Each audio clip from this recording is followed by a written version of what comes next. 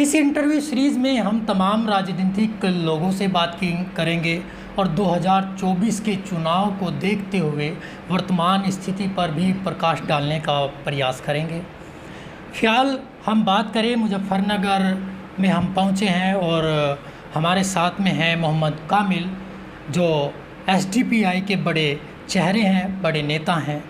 उनसे बात करेंगे कि किस तरह से 2024 को वो देखते हैं और कहां तक फ़िलहाल सत्ताधारी पार्टी को या सत्ता को हिलाने में कामयाबी दर्ज करेंगे।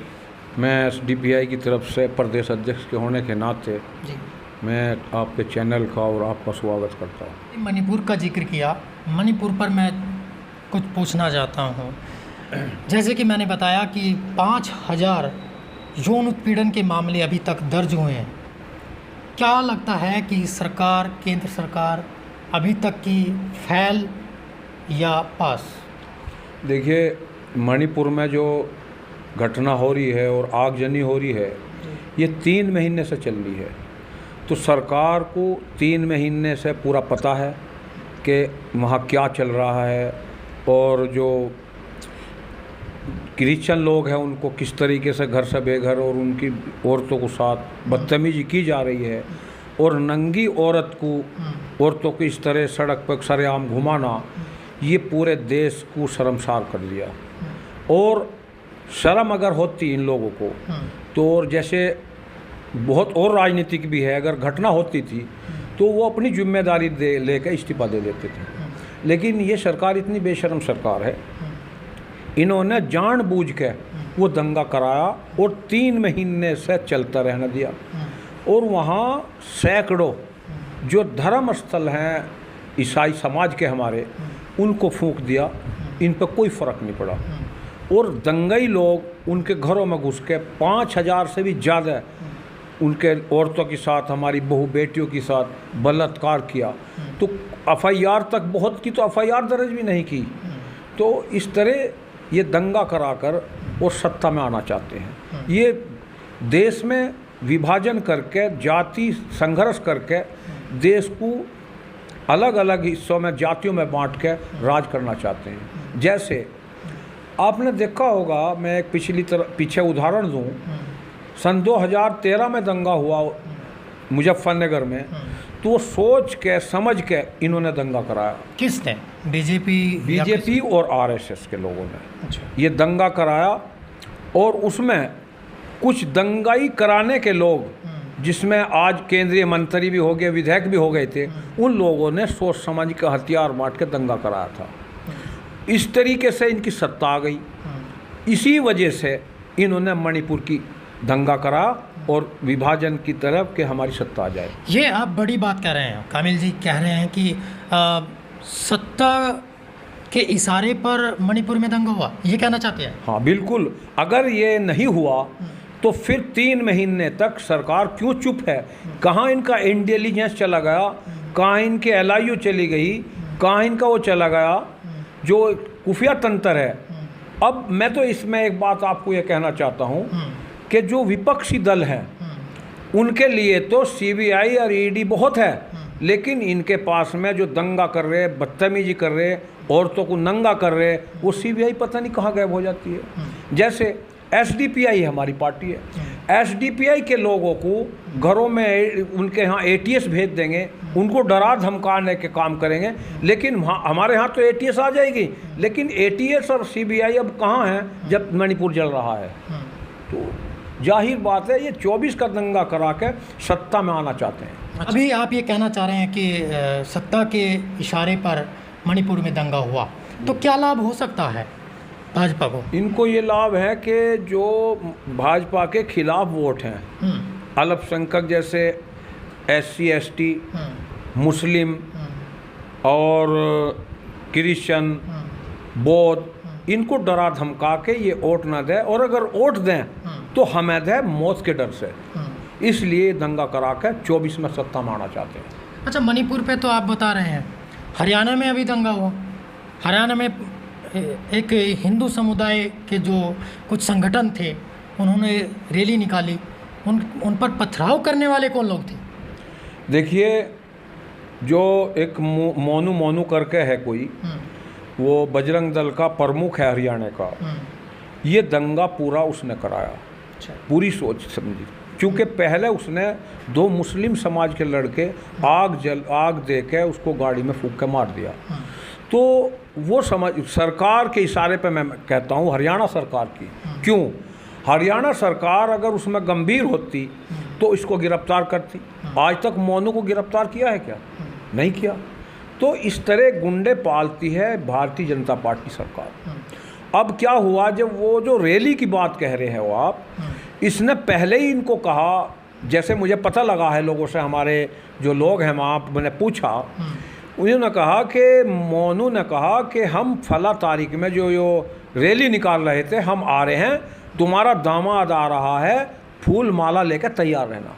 ये इस तरह की उकसाने की जो इन्होंने वीडियो डाली, उस वजह से ये एक्सीडेंट हुआ।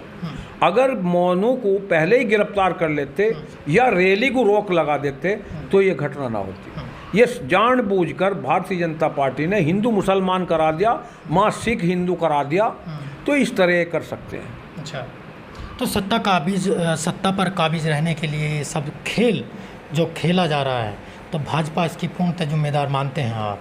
यदि एसडीपीआई सत्ता में होती तो क्या कदम रहते?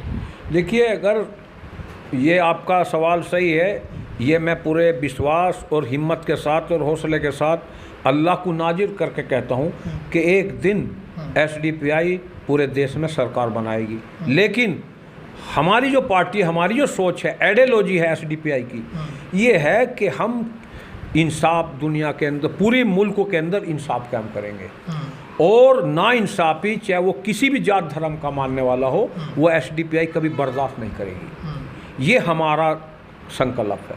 अगर हमारी सरकार होती तो हम अब तक मोनू को गिरफ्तार, तो अगर सरकार होती तो मोनू की औकात ही नहीं थी जो 2 आदमियों को फूंक के मार दे इंसान को, वो हिंदू हो मुसलमान हो सिख हो, इसकी बात नहीं कर रहा मैं, इंसानियत का खून किया है उसने। तो अगर एसडीपीआई सत्ता में होती तो वो पहले ही समझ जाता कि यहाँ इंसाफ पसंदों की पार्टी है, ऐसा करने की हिम्मत ही नहीं हो सकती। अगर एसडीपीआई सरकार में आ गई तो जितने गुंडे तत्व है, एक की औकात नहीं होगी जो बदतमीजी कर दे। तो आप तो कह रहे हैं कि भाजपा के इशारे पे ये हो रहा है, लेकिन भाजपा तो ये कहती है कि हमने तो गुंडों का सफाया कर दिया, क्राइम बिल्कुल जड़ से ख़त्म उत्तर प्रदेश में है, योगी की सरकार है, योगी तो डंका पीटते हैं अपनी सरकार में कि हमने क्राइम ख़त्म कर दिया, एक भी चोर उचक्का आपको गली और मोहल्ले और सड़कों पे नहीं मिलेगा, महिलाएं गहने लाद करके आज चल सकती हैं, सुरक्षित है। इस पे क्या कहेंगे? देखिए, ये उनका दावा बिल्कुल झूठा है, गलत है। अभी आपने देखा होगा अतीक और अशरफ की हत्या हुई, उनसे मैं जैसे इनके मीडिया के चैनल से या वैसे उनको गुंडा बदमाश बताते हैं, अगर वे गुंडे बदमाश थे तो फिर उन्हें कोर्ट में जो सज़ा देती कोर्ट देती। ये कानून अपने हाथ में लेकर लोगों को जुल्म करके, दहशत करके उनकी हत्या करा रहे हैं। अभी इसके साथ साथ एक ठाकुर बिरजेश है, इस उत्तर प्रदेश में क्या देश का माफिया है, बहुत बड़ा गुंडा है, उसे योगी आदित्यनाथ की सपोर्ट है, उसे योगी भारतीय जनता पार्टी ने एमएलसी बनवाया था और वो खुला घूम रहा है, उसको कुछ भी नहीं कह रहे। कम से कम उस पर 50 हत्याओं के मुकदमे हैं, सैकड़ों लूट के मुकदमे हैं, आज तक उसको ब्रिजेश को कुछ भी नहीं हुआ। अगर ये कॉम्युनल करके, ये इसमें भी जो गुंडागर्दी जो कह रहे कि हमने गुंडे ख़त्म कर दिए, जो दलित SC ST हो या मुस्लिम हो उसको मार देंगे, जो ठाकुर और जाति के लोग हैं उनको नहीं मारेंगे, उनको नहीं मारेंगे। अच्छा, 2024 का चुनाव कुछ ही महीने की दूरी पर है। 2024 में एसडीपीआई भी मैदान में आ रही है और कई जगह से खबरें आती हैं कि कामिल साहब भी अब की बार चुनाव लड़ेंगे सांसद का। तो क्या लगता है कहाँ से लड़ेंगे? एसडीपीआई पर्चा देगी, टिकट देगी या नहीं देगी, और देगी तो कहाँ से? देखिए, हमारी पार्टी में पूरी तरह लोकतंत्र है। हमारे यहाँ मैं प्रदेश अध्यक्ष हूँ या राष्ट्रीय अध्यक्ष हैं, टिकट का फाइनल नहीं कर सकते। हमारे यहाँ एक नेशनल कमेटी है, कोर कमेटी है, वो टिकटों का फैसला करती है। दूसरे जो हमारे यहाँ क्या है, हर ज़िले में हमारी जिला कमेटी है। हमारी पार्टी में लोकतंत्र इस तरह का है कि ज़िले से नाम जाते हैं, तो उसमें फिर ज़िले से नाम जाके प्रदेश में, फिर नेशनल में। तो जो फैसला नेशनल करेगा वो, मैं प्रदेश अध्यक्ष हूँ या जिला अध्यक्ष हो, या शोएब हसन हमारे बीच में हमारे भाई बैठे हैं प्रदेश महासचिव, मौलाना कमरुद्दीन बैठे हैं कोषाध्यक्ष, हमारे जिला अध्यक्ष बैठे हैं मौलाना जान मोहम्मद साहब। हम नहीं कर सकते अपने से, वो जो फैसला करेंगे हम सबको मानना होगा। ये सारी पार्टियों ने दो गुट बना दिए हैं, एक विपक्ष का चेहरा बना हुआ है, एक पक्ष का चेहरा बना हुआ है, सत्ताधारी पार्टी के साथ में है। लगभग 26 पार्टियों ने बीजेपी को समर्थन दे रखा है। कुछ पार्टियां विपक्ष में भी खड़ी नज़र आती हैं। लगातार चंद्रशेखर आज़ाद, जयंत चौधरी, अखिलेश यादव ये मुख्य चेहरे माने जाते हैं विपक्ष के। क्या लगता है कि आने वाले चुनाव से पहले एसडीपीआई विपक्ष के रूप में गठबंधन करेगी या नहीं? देखिए, पहले तो मैं आपका ये बता दूं कि वो जो आपने जिक्र किया है, वो जो लेडी जो इंडिया में आई है जी, उसमें हमारी सरकार पूरी तरह फेल है। जब 4 बच्चों को लेकर जी, एक औरत हमारी सीमा में और हमारे यहाँ आ सकती है, जी, तो कोई भी आतंकवादी यहाँ हमारे यहाँ आ सकता है। तो पूरी तरह हमारी सरकार सीमा पर फेल है, मैं ये मानता हूँ। जब एक औरत आ गई तो आतंकवादी क्यों नहीं आ सकते? तो सरकार, मैं समझता हूँ, अभी चाइना का मैटर है, चाइना ने बहुत हमारी ज़मीन दबा के और अपने मकान बना लिए, कॉलोनी बना ली। और हमारा अमित शाह क्या कहते हैं, गृह मंत्री, 1 इंच ज़मीन नहीं दबा सकता। रक्षा मंत्री कहते हैं कि ज़मीन नहीं दबा सकता। उन्होंने कई किलोमीटर ज़मीन दबा के अपने मकान बना लिए। झूठ देश को बताते हैं। तो इसी तरीके से जो आपने वो जो सवाल उठाया है कि ये जो अब फ्रंट बनाया है इन्होंने, देखिए, चाहे तो ये फ्रंट बना लो, चाहे ये बना लो फ्रंट, SC ST OBC और मुस्लिम को ये हिस्सेदारी देना नहीं चाहते। ये जो विपक्ष बना है इन्होंने, नहीं, चंद्रशेखर तो बात करते हैं ना, मुस्लिमों की भी करते हैं, दलितों की भी करते हैं।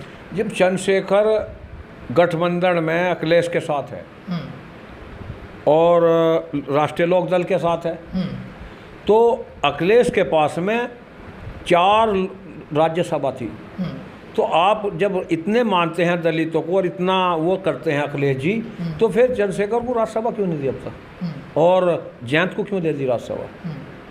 ये सब जय रावण जी हो, रावण को भी एक टुकड़ा फेंक कर बहकाने का काम कर रहे हैं। रावण जी को भी ये कोई हिस्सेदारी नहीं देंगे, ऐसा मैं मानता हूँ।